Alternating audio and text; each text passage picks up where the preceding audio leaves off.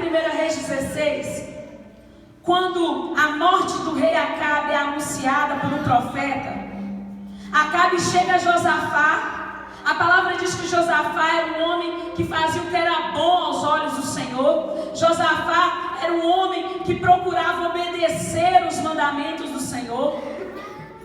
Ele chega a Josafá e fala: olha, nós vamos ter uma guerra, você vai comigo. Josafá usa as mesmas palavras: o meu povo vai ser como o seu povo, e os meus cavalos serão como os teus cavalos, eu irei com você. Só que antes de ir para a guerra, Josafá levanta a mãozinha: peraí, deixa eu falar, vamos consultar o Senhor? E ele instrui Acabe a consultar ao Senhor. Só que Acabe, como um pecador, como alguém que transgride os mandamentos de Deus, todo mundo que estava naquele lugar era voz comprada. Existiam 400 profetas dele que falavam só o que ele ouvia. Mas aí apareceu um que não se vendeu, Micaías. E Micaías chegou para ele e falou assim: ó, você vai morrer.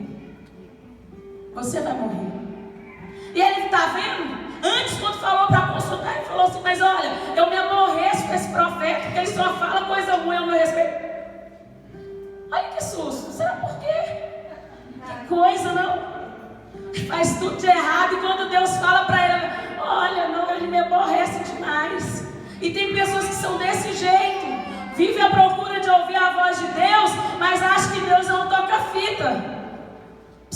Deus vai te dar a palavra e a direção certa para o momento em que você está vivendo. Seja ela correção, seja ela disciplina, seja ela de encorajamento, de honra para a sua vida, é o que você precisa ouvir. Deus não é uma estação de rádio que você escolhe o que vai passar.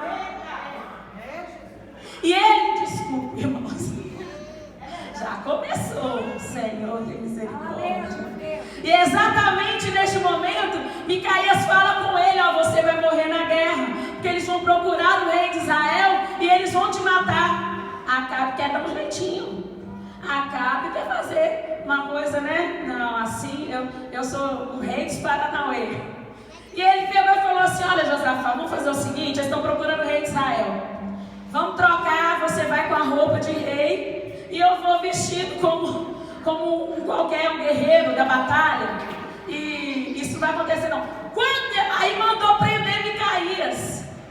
Ó, prende ele, quando eu voltar eu acerto com você. Tem jeito de prender Deus? Tem jeito de prender algo que Deus ordenou? Tem jeito de parar algo que Deus falou que vai fazer, que vai cumprir? Não. Olha, quando eu chegar eu vejo com você. E lá vai ele para a guerra, fantasiado de guerreiro, e Josafá de rei. E Josafá escutou a profecia e ainda teve coragem de colocar a roupa de rei, sabendo que eles iam matar o rei. Mas aí chegou no meio daquela confusão, e guerra, e flecha, e arco, e tudo. Chega para Josafá e já está pronto para matar. Olha, eu não sou rei não, estou só vestido de rei, mas eu sou rei de Judá. Eu não sou rei de Israel. Sabe o que acontece? A palavra fala assim, que uma flecha jogada ao acaso, pimba, matou Acabe. Você está vendo? Não tem como contornar aquilo que Deus fala. Assim para o bem, assim para o mal. Existe uma forma de você mudar a sentença que talvez foi proferida pela sua vida. Sabe o que é? Arrependimento. Se arrependa. Se algo está para você, sente, o Espírito Santo te fala, se arrependa. Se arrependa, peça perdão, refaça o caminho novamente, porque aquele que se arrepende, há um caminho de segunda chance para a sua vida. Deus pode fazer novo, Deus pode reescrever a sua história, Deus pode fazer uma maldição virar bênção na sua vida, mas Deus pode fazer uma bênção virar maldição também. Se você receber algo que você não está preparado, aquilo não será bênção para a sua vida. Então o que acontece? Jorão, ele não queria ter por referencial os seus pais. Mas, irmãos, Jorão trocou 6 por meia dúzia. Olha, eu não quero ser conhecido, porque a Bíblia fala, ele não cometeu os erros dos seus pais, mas ele cometeu o erro de Jeroboão. Tem gente que tem um dedo podre para escolher com quem andar. Tem gente que não sabe escolher, porque ele escolhe pela emoção, ele escolhe pelo status, ele escolhe por qualquer outra coisa, menos pela visão do alto. Sabe por quê? Não vou andar com essa mulher é cheia de prova, mas ela também é cheia de vitória, é cheia de bênção, é cheia de milagre. Vai olhar lá o que aconteceu já na vida da pessoa que passou por muitas provas, mas é fiel e temente ao Senhor. Tem milagre, tem vitória, tem restauração, tem mudança de vida. Você vai se parecendo com a pessoa. Está aí o profeta Eliseu, que andou tanto com Elias, que ele foi a extensão de Elias na terra. Por que nós devemos ser cristãos?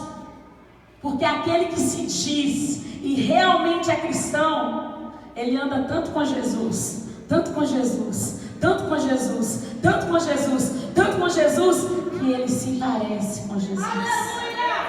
Ele age como Jesus, ele fala como Jesus, ele exerce misericórdia como Jesus, ele perdoa como Jesus. Sabe por quê? Porque esse é o nosso interesse, é se parecer com aquele que nós cremos. Amém? Não existe outro motivo para você falar que serve a Jesus, que ama a Deus, que faz a obra de Deus, se você não quiser desempenhar as obras que Ele desempenhou.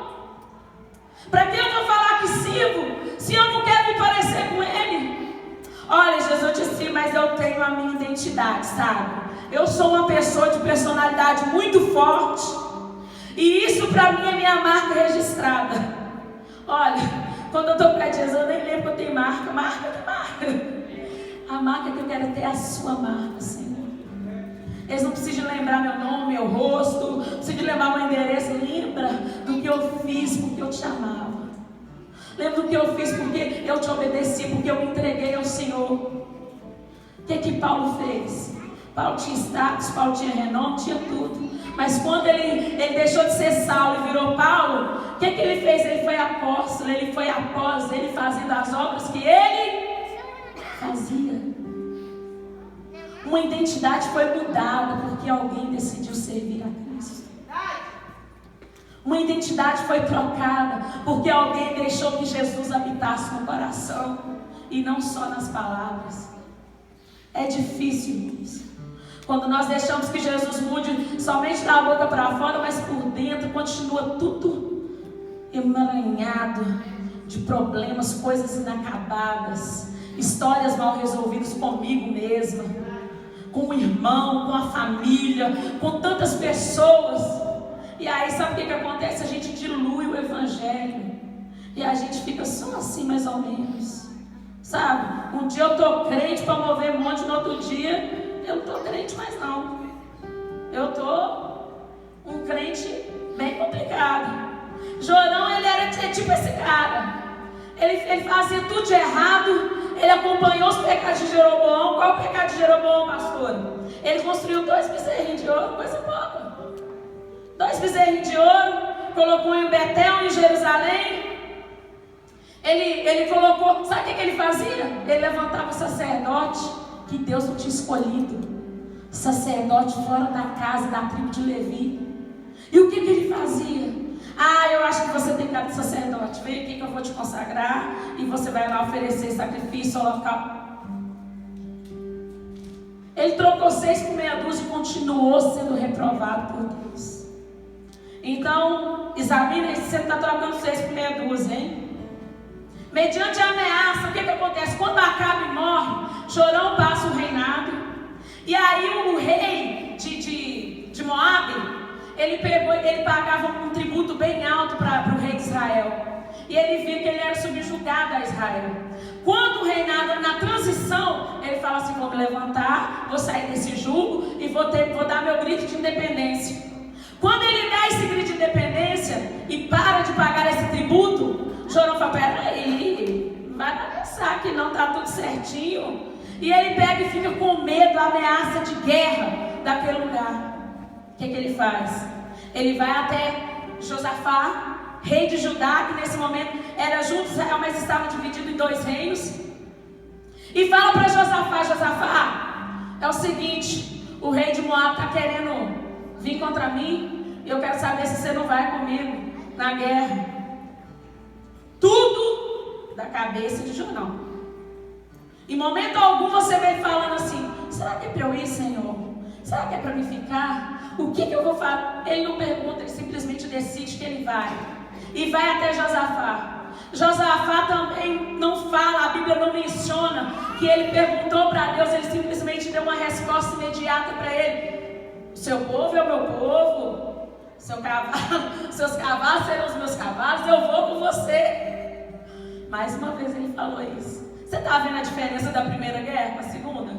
Na primeira, vamos consultar o Senhor. Na segunda, nós vamos partir, vamos para a guerra. Vamos todo mundo para a guerra. E aí chamou o rei de Edom, que a Bíblia não menciona o nome dele. Automaticamente ele é como se fosse um figurante aí nessa história, porque os bonzão eram o Josafá e o Jorão. Ele vai partir para a guerra. E a palavra fala que eles ficaram 7 dias. Sabe qual é o problema? Jorão, ele projetou a guerra, mas ele não planejou a guerra. Sabe quando você projeta na sua cabeça? Mas quando você projeta algo na sua cabeça, você tem que ter certeza que vai dar certo. É importante você pedir estratégia do Senhor para que você não falhe no meio da missão. Tem gente morrendo no deserto porque não planejou, não projetou. Ah, mas eu vou e vou fazer isso, vou fazer isso, vou fazer isso. A sua vida, na sua cabeça, é bem mais fácil do que parece. Assim como no olhar de alguém que é derrotista, é mais difícil do que parece. Você está fazendo uma tempestade num copo d'água. É só você entregar a direção. Ó, essa máquina está muito pesada para mim, Deus, toma direção. Faça algo, me guia, me leva. Eu tenho que ir para a direita, eu tenho que ir para a esquerda, eu tenho que ir para frente, eu tenho que ir para trás, eu tenho que ficar parado. O que eu preciso fazer neste momento? Não é tão difícil, irmãos. Tem gente que pensa que sempre tem que estar em movimento, movimento, movimento, movimento. Mas tem hora que Deus quer que você pare. Tem hora que é para parar. Tem hora que é a hora de reposicionar toda a vida. E depois que tiver tudo organizado, você avança. Você está entendendo? Você entende o que Deus quer dizer? Uma coisa. Quando ele chega para Josafá e fala isso, Josafá pergunta: eu fiquei uma madrugada, pastor Fábio, querendo saber quem falou, se foi Josafá ou Jorão. Eu não entrei na conclusão. Algumas bíblias falam que foi Josafá e outras falam que foi Jorão. Eu vou acreditar que foi Jorão. Por quê? Josafá fala assim: por qual caminho nós seguiremos? Porque a Bíblia fala assim: e ele disse, ele quem, Senhor, que falou? Ele disse: qual caminho seguiremos? E ele respondeu: pelo caminho de Edom. Ele quem? Ele quem? E aí eu fiz uma pesquisa. Vamos trabalhar que foi Jorão que escolheu o caminho, porque ele que decidiu ir para a guerra. Então vou colocar mais uma paciência. Se ele tiver, ele vai levar essa por minha conta. E ele mesmo decidiu o caminho. Josafá perguntou: se por onde nós vamos? Nós vamos pelo caminho de Edom. Outras versões falam que foi Josafá que falou para ir pelo deserto, pelo caminho do deserto de Edom, porque era perto de onde Josafá morava. Então Josafá quis uma coisa mais fácil para ele. Mas vamos trabalhar aqui na linha de raciocínio da pastora. Jorão falou: ok, parte os 3 reis para o deserto. A palavra diz que 7 dias de caminhada, num sol igual de Valadares, de Tampacuri. Um sol que parece que você amarra uma cordinha nele, ele está aqui, ó. E não tinha uma gota de água. Você imagina, irmãos, quando a gente fica, se eu ficar de agora até de noite sem água, como você fica? Eu já estou aqui bebendo água.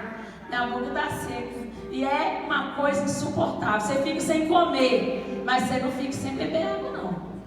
Você não fica, sua força vai acabando, você vai ficando assim para baixo. E esses homens estavam. Você tem que saber o seguinte: quando um rei vai para uma guerra, ele não vai sozinho, ele leva uma multidão atrás dele. A decisão de um rei colocou uma multidão toda em perigo. E o que aconteceu com esse povo? Quando eles olharam e viram que não tinha água, até mesmo porque era difícil de armazenar água para uma viagem de tantos dias, talvez eles até levaram uma quantidade suficiente, mas não suficiente para todo esse tempo. Eles pararam. E o que o bonitão do Jordão fez? Mas o Senhor trouxe esses 3 reis aqui para matar a gente nesse deserto. Vamos trazer para o nosso dia de hoje. Aí você tem algo para fazer e você toma uma decisão sem consultar a Deus.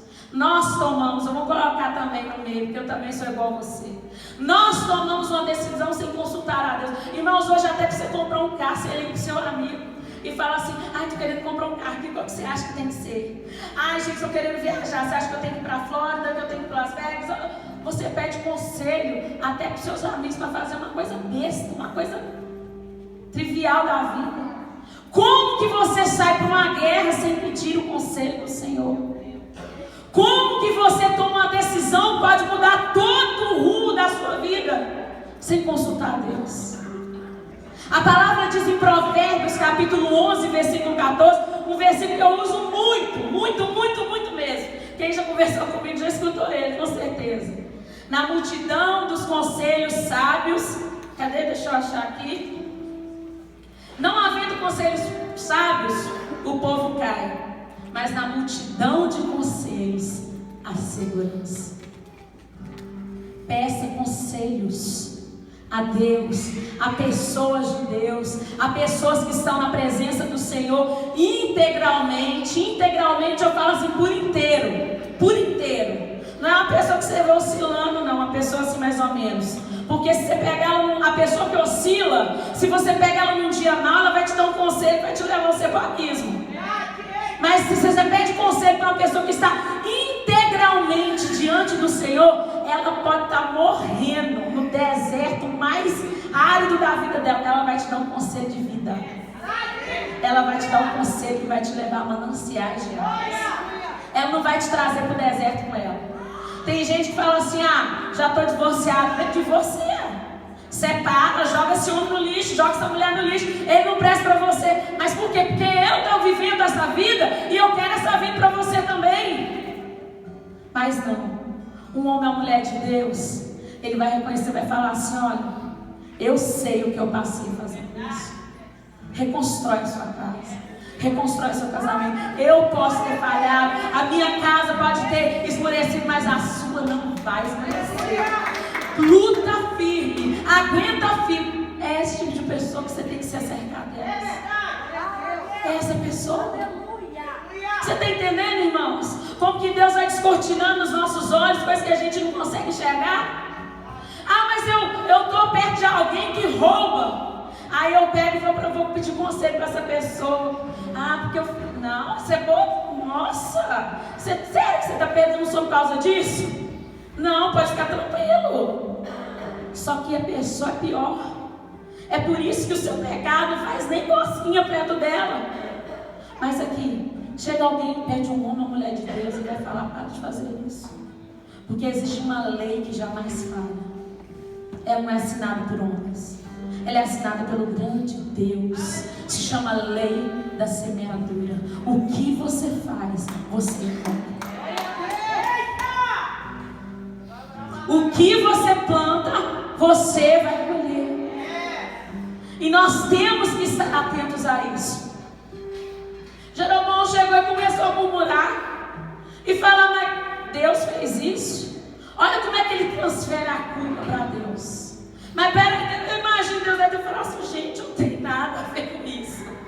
Vocês não me perguntaram se era para ir, agora vocês estão falando que eu não estou matando vocês. Quem matou, quem está matando vocês é vocês mesmos. Quando você está no olho do furacão, você olha e fala assim: para quem que eu vou colocar a culpa? Aí você pega, Senhor, por que o Senhor fez isso comigo? E você fica, gasta dias. Deus, por que o Senhor fez isso comigo? E querendo resposta de Deus. Deus não vai te responder. É você mesmo que se responde.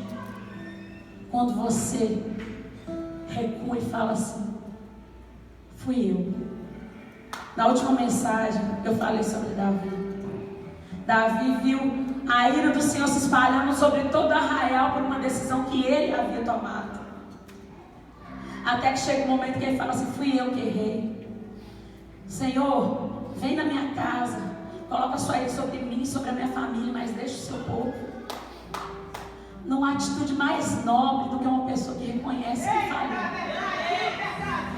Talvez você quer se passar por nobre, fazendo de conta que você jamais erra, que você é certo o tempo todo, que a sua palavra sempre é certa. Mas olha, isso te faz nobre, isso te faz arrogante. Mas quando eu reconheço que eu errei, que eu fiz errado, eu falo assim: Senhor, tem misericórdia. E aí Deus deu para ele 3 opções. Ele falou: eu prefiro cair na sua mão, Senhor, na sua mão eu tenho misericórdia.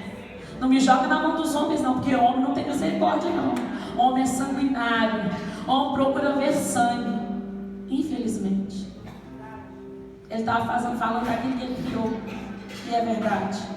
Jorão reclamou, aí Josafá deu um lapso assim nele, assim: opa, deixa eu voltar de novo, 3 casas, porque eu não fiz algo que eu tinha que fazer. Eu estou parafraseando, tá, irmãos? E Josafá, opa. Aí ele pegou e falou assim, a mesma palavra que ele usou outra vez, só que você usou na hora, né, Josafá? Não tem algum profeta que nós possamos consultar? Não tem profeta?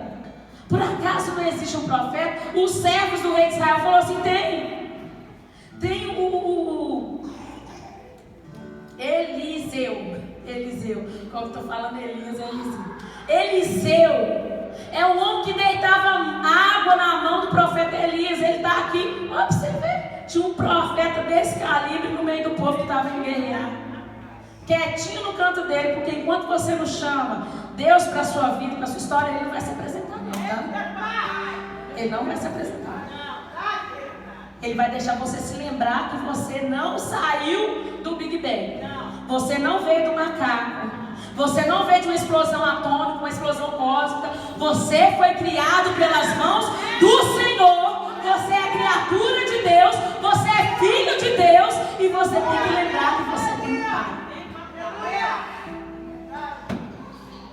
E aí ele falou: agora as coisas vão dar certo. E ele pega e traz Eliseu. Eliseu vem revestido de autoridade. Mas pensa no homem brabo. Igual a pastora Sumara, assim, brabo.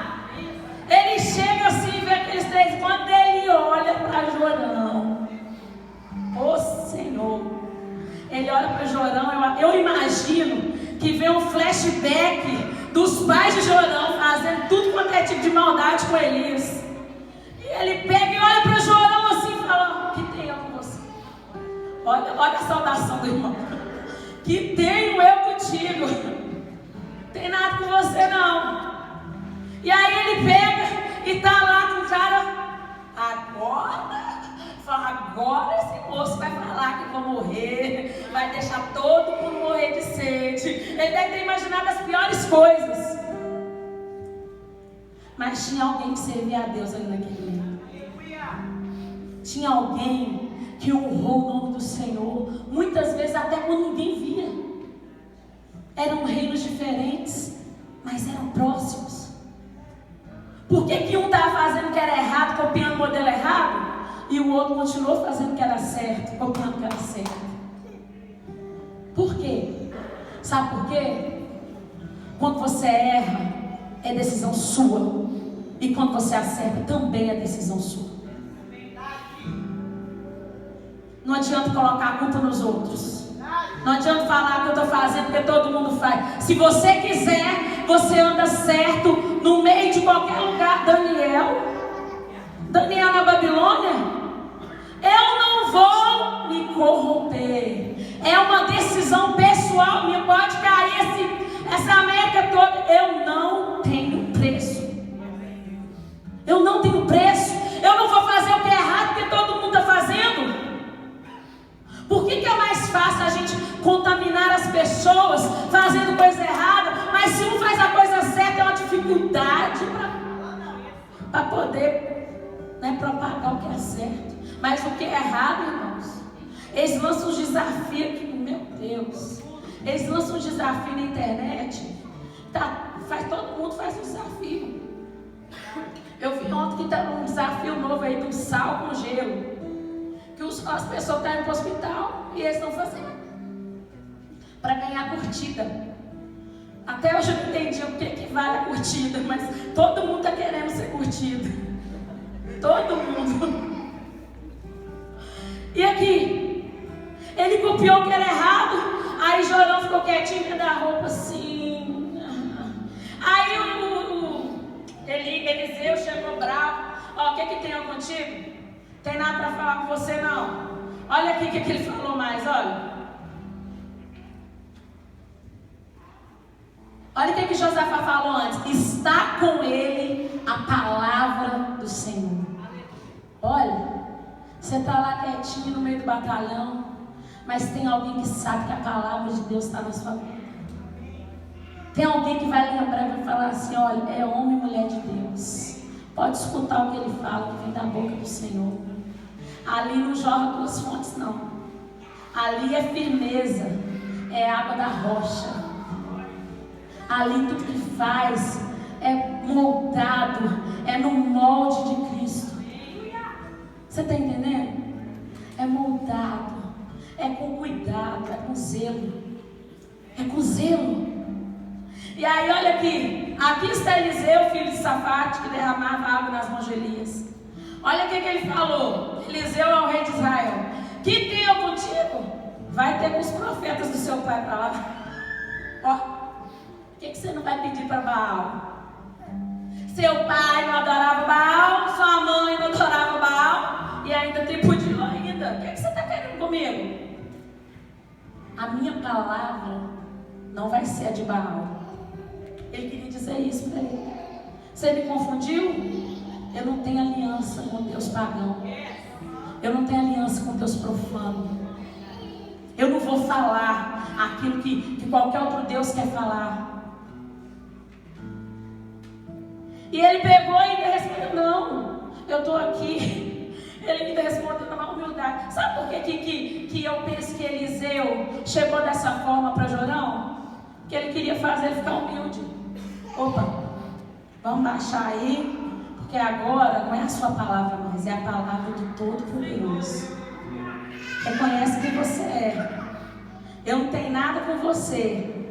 No mundo normal, na visão humana, ele devia sim autoridade, porque ele era rei, ele era constituído rei. Mas quando ele estava debaixo da autoridade, da unção, do poder de Deus, quem devia submissão a ele era o rei. O rei tinha que se prostrar ao profeta. E o que o profeta falasse da boca de Deus, Zé Fini. Quem assistiu isso fala, Zé, acabou. Se Deus falou, está falado. E aí ele falou assim, por que você não foi ter? Aí o rei disse, não, é porque se o Senhor, ó, você vê disso, é porque o Senhor chamou esses 3 reis para entregar ele na mão do Babi. Deus chamou eles. Me explica. Deus chamou os 3 reis para morrer? Não. Mas já que eles estavam lá no deserto, então Deus resolveu fazer algo. Por quê? Olha o que ele falou. Vive o Senhor dos exércitos, cuja presença estou, que se eu não respeitasse a presença de Josafá, rei de Judá, eu não olharia para ti nem te veria. Olha, eu ia te ignorar se você não tivesse esse som de Deus. Eu não ia nem te ver. Mas aqui tem pessoas que querem estar na presença do Senhor, amém? Você quer estar na presença de Deus? A sua presença vai ser notada. A sua presença será notada. Onde você estiver, se você carregar com você a presença de Deus. ela não passa desapercebida porque ela é muito grande.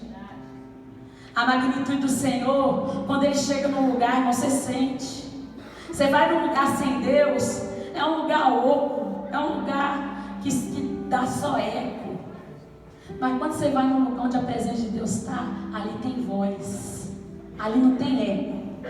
Eco de sabedoria humana, eco de estratégia, eco de, vamos fazer isso, vamos pular esse negócio aqui que Deus vai fazer, vamos fazer isso, pedrinho não sei do que, e sabonete não sei do que, e não sei o que, muito eco e pouca voz. E isso eu não estou falando por causa de espaço não, irmãos. Então as igrejinhas desse tamanhozinho assim, deve ficar umas 3 cadeiras e tem voz para lá nesse lugar. Tem boca no pó, tem gente que não se corrompe, tem gente que busca, tem gente que não se acostumou sempre a ganhar, sempre a pedir, sempre a negociar. Mas tem igreja grande que a gente vê que chega lá, você sente que você está num vento assim, ó, e vai aqueles ecos, e pior que sabe o que acontece? A pessoa tem mais facilidade de ouvir eco do que de obedecer a voz. Glória a Deus, verdade. Porque o eco, ele vai se transformando e nem sempre chega a voz original de quem falou. Tem gente obedecendo o eco aí que Deus falou assim, vai para o sul, a pessoa está indo para o norte, porque o eco chegou diferente, teve interferência humana. Interferência humana é um perigo para aquilo que você vai viver de Deus, para a promessa de Deus.